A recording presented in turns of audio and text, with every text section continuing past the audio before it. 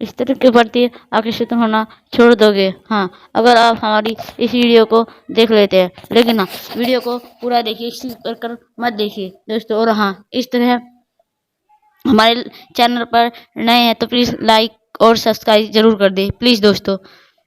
चलिए शुरू करते हैं। इस तरीके से हर दिन 8 नए वधू आते, उनके यहाँ भोजन करने आते। श्री माँ भिक्षा मांगने के लिए अपने हाथों में भोजन परोस करती और उचित आदर सम्मान देती, और उन्हें उचित आदर सम्मान देते। भोजन सबके लिए संपर्क और बहुत ही स्वादिष्ट होता था। एक दिन की बात है, 8 में से एक भिक्षुक ने, जो कि उस दिन शो के घर में भोजन ग्रहण कर लौटे थे, आश्रम में आने के बाद से बड़ा ही उतावला और प्रसन्न प्रतीत हो रहा था। तो आश्रम के कुछ अन्य भिक्षुक ने उस भिक्षुक से श्रमक के बारे, घर के भोजन के बारे में पूछा। उस प्रश्न ने भिक्षुक ने कहा, भोजन सबके लिए पर्याप्त मात्रा में है और भोजन का स्वाद ऐसा ही था कि जिसकी तुलना में ना की जा सके। इसमें स्वादिष्ट भोजन मैंने आज से पहले कभी नहीं खाया था, लेकिन वहाँ के सबसे महत्वपूर्ण और ना भूलने वाली चीज थी उस घर की मालिकनी की सुंदरता। श्री माँ एक अद्भुत सुंदरी है, उसकी सुंदरता की कोई तुलना ही नहीं है। वह एक बहुत ही आकर्षण और सौभाग्य स्त्री है,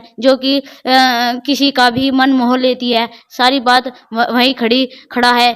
जवान भिक्षुक भी सुन रहा था। उस जवान भिक्षुक के अंदर सरीमा के प्रति आकर्षण पैदा होने लगी। उसने सोचा, असल में वह इस भिक्षुक की बातों में इतनी सुंदर लग रही है, तो वह असल में कितनी सुंदर होगी। उसके मन में सरीमा की सुंदरता के अलग अलग तरह तरह के ख्याल उभरने लगे। उस स्त्री के प्रेम बढ़ चुका था, जिससे वह कभी आज तक मिला भी नहीं था। उसने पता लगाया शुरू कर दिया कि सीमा के घर भोजन के लिए कैसे जाया जा सकता है। बहुत प्रयास करने के बाद उसने एक भिक्षुक से अगले ही दिन का निमंत्रण पत्र प्राप्त कर लिया, क्योंकि अब वह सीमा के लिए एक दिन का भी इंतजार नहीं कर सकता था। वह उसी रात ठीक से भी ना सो सका, क्योंकि वह पूरी रात सीमा के बारे में ही सोचता रहा। लेकिन उसी दिन सीमा अचानक बहुत बीमार पड़ गई और वह अपने सारे गहने और सजावट की वस्तुएं उतारकर बिस्तर पर सोने चली गई। इसीलिए अब जब वह युवा भिक्षुक सीमा के घर पहुंचा तो नौकरानों ने उसका स्वागत किया और उसे भोजन परोसा। यह देखकर उसे युवक भिक्षुक को बहुत क्रोध आया और वह अंदर ही अंदर बहुत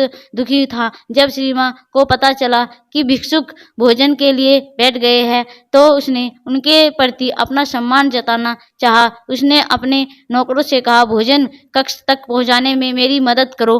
नौकरों की मदद से दर्द में कराह रही थी सीमा धीरे धीरे चलते हुए भोजन कक्ष में पहुंच गई। वह पसीने में लथपथ थी और उसका पूरा शरीर बुखार से कांप रहा था। वह हाथ जोड़कर घुटनों के बल भिक्षुक के सामने जाकर बैठ गई। उसे देखकर उस युवक भिक्षुक ने मन ही मन कहा, इतनी बीमार होने के बाद भी यह कितनी सुंदर और आकर्षक है। सोचा, अगर यह बीमार ना होती और सारा श्रृंगार करके आती तो कितनी सुंदर लगती। अपनी वासना के वशीभूत होकर उसे बुद्ध भिक्षुक ने बिना एक भी कोर खाए अपनी भिक्षा पात्र को बंद कर दिया। भोजन प्राप्त होने के बाद वह अपने भिक्षा पात्र को हाथ में लेकर झूमता हुआ आश्रम वापस आ जाता है। आश्रम पहुंचकर भी वह भिक्षा पात्र को नहीं खोलता और उसे एक कोने पर रखकर अपने बिस्तर पर लेट जाता है। उसके दिमाग में पूरे समय सिर्फ सीमा का वह खूबसूरत चेहरा ही घूम रहा था, जो उसने भोजन कक्ष में देखा था। वह उसके बारे में जितना सोचता वह उसके लिए ही सुंदर होता जा रही थी। उसके कुछ मित्र भिक्षुक ने उसे भोजन कराने का प्रयास किया, लेकिन वह अभी असफल रहे। भयानक बुखार की वजह से उसी रात सीमा की मृत्यु हो गई। और जब मगध सम्राट तीसार को सीमा की मौत की खबर मिली तो उन्होंने तुरंत बुद्ध को संदेश भेजा है। सदास्तु उसकी प्रिय शिक्षिका सीमा अब इस दुनिया में नहीं रही है। बौद्ध भिक्षुक ने सम्राट भीष्म को वापस संदेश भेजा कि मृतक शरीर को जलाया ना जाए, बल्कि उसे एक बड़े से मैदान में संभाल कर रखा जाए। चील, कौवे और दूसरे जानवर शरीर को नुकसान ना पहुंच पाए, इसके लिए कुछ पहरेदार मृत शरीर के आसपास तैनात कर दिए जाए। 3 दिनों में मृत शरीर सड़ चुका था। शरीर के फूलने की वजह से चमड़ी फट गई थी और उसमें कीड़े निकलने लगे थे। आसपास का सारा वातावरण दुर्गंध में हो गया था। बुद्ध के कहे अनुसार सम्राट बिम्बिसार ने पूरे नगर में यह घोषणा करा दी कि कल सुबह राजगृह के सभी युवा पुरुषों को सीमा के शरीर का अंतिम दर्शन करने राज मैदान पर पहुंचना है, और जो भी व्यक्ति इस आदेश का पालन नहीं करेगा उस पर 8 सोने के सिक्कों का जुर्माना लगाया जाएगा। दूसरी तरफ उस युवा प्रेमी भिक्षुक ने पिछले 4 दिनों से कुछ भी नहीं खाया था। उसके भिक्षा पात्र में रखा भोजन पूरी तरह से सड़ चुका था और उसमें कीड़े निकल रहे थे। उसी भिक्षुक का एक मित्र उसके पास आया और बोला, मित्र, बुद्ध सीमा को देखने जा रहे हैं क्या? सीमा शब्द की आवाज कान में पड़ते ही उस भिक्षुक के अंदर अचानक से ऊर्जा लौट आई और वह तुरंत उठकर खड़ा हो गया। उसने अपनी भिक्षा पात्र में उसे सड़े रहे भोजन को बाहर फेंका और उसे अच्छी तरह से साफ किया और वहां के लिए रवाना हो गया ताकि वे भी सीमा को देख पाए। लेकिन क्या ऐसा होने वाला था? फेंका हुआ अच्छी तरह से साफ किया, लेकिन मित्र भोजन को निकल रहे कीड़ों की तरह उसके मन की गहराइयों में बैठ गई। भिक्षा पात्र साफ पात्र करने के बाद भी वह आश्रम के बाकी भिक्षुओं के साथ राज मैदान की तरफ चल पड़ा। राज मैदान पर युवा की एक बड़ी भीड़ पहले से इकट्ठा हो रखी थी। वीडियो आगे देखने से पहले अपने सनातनी दूत चैनल को कृपया सब्सक्राइब कर ले प्लीज़। दोस्तों, अगर आप हमारे चैनल को मोनिका बुद्धा स्टोरी को सब्सक्राइब कर लीजिए प्लीज़। दोस्तों, हमारे से काम आ सके, चले आगे बढ़ते हैं कहानी की तरफ। अपने बौद्ध भिक्षुओं के साथ एक तरफ उठ बैठे और दूसरी ओर सारे भिक्षु बैठ गए।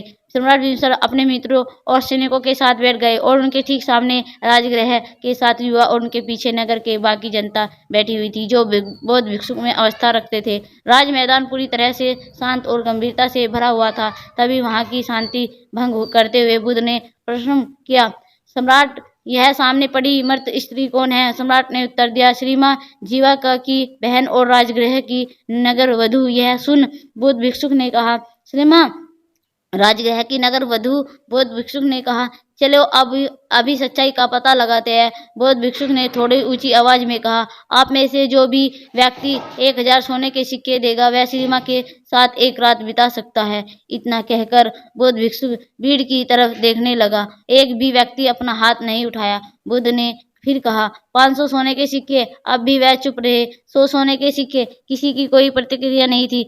50 सोने के सिक्के? बस चारों तरफ सन्नाटा था। सिर्फ एक सोने का सिक्का, लोगों की प्रतिक्रिया नहीं थी। अंत में बुद्ध ने कहा, मुक्त में अभी भी किसी ने कोई नहीं दिखाई। बुद्ध ने कहा, देखो भिक्षुकों, वह स्त्री है जो 4 दिन पहले तक नगर के 4 पुरुषों की चाहत थी। अब इसे अपनी इच्छा पूर्ति साधन समझते थे। इसके साथ एक रात बिताने के लिए हजारों सोने के सिक्के देने को तैयार रहते थे, लेकिन एक दूसरे को मारने को तैयार रहते थे। लेकिन आज उसी नगर में उस स्त्री के शरीर को कोई मुफ्त में लेने को भी तैयार नहीं है। यही हर इंसान के शरीर के साथ होता है। हमारा यह शरीर अंकलोपी और नाशवान है। इसे केवल सुंदर गहनों, कपड़ों और सुगंधित इत्रों के द्वारा आकर्षण बनाया जाता है, लेकिन हमारा कोई भी प्रयास इसे बूढ़ा होने पर, बीमार पड़ने और अंत नष्ट होने से नहीं बचा जा सकता। केवल मूर्ख ही अपने आप को कल्पना से जोड़ते हैं और उनमें लीन रहते हैं और उसे ही सुंदर और आकर्षण मानते हैं। भीड़ में बैठे उस बीमार युवा प्रेमी भिक्षु ने बुद्ध की यह सारी बात सुनी और बुद्ध की यह बातें उसके दिल को चोट कर गई। उसने सोचा, जब श्री माँ जिंदा थी तो उसका शरीर कितना सुंदर और आकर्षक था, ठीक उसी भोजन की भांति जो ताजा पकाकर उसे परोसा गया। हालांकि समय के साथ उसके कटोरे में रखा भोजन सड़ गया और पूरा भिक्षा पात्र कीड़ा और मक्खियों से भर गया। इसी तरह एक बार फिर जीवन में श्रीमा के शरीर को छोड़ दिया तो वह फूल गया, कीड़ों से भर गया और उसमें एक तरह पदार्थ निकलने लगा। वह मक्खियाँ वे दूसरे जीवों को आहार बना गया। अपने स्वयं शरीर के बारे में विचार करने पर वह समझ गया कि वह अलग नहीं है, यहाँ तक कि इस दुनिया में कुछ भी उसके शरीर को बर्बाद होने से नहीं बचा सकता है। इसलिए अपने शरीर और कल्पना से लगाव रखना एक भ्रम मात्र है। इस नए ज्ञान के साथ वह बौद्ध भिक्षुक आत्मज्ञानी बन गया। और वह यह आपको हमारी यह वीडियो कैसी लगी प्लीज़ दोस्तों कमेंट में ज़रूर बताएं। और हाँ, आप हमारी वीडियो कहाँ से देख रहे हैं ये भी बताइए। हमारे चैनल को लाइक और सब्सक्राइब करना न भूलें प्लीज़ दोस्तों। थैंक यू, धन्यवाद। और शेयर भी कीजिए।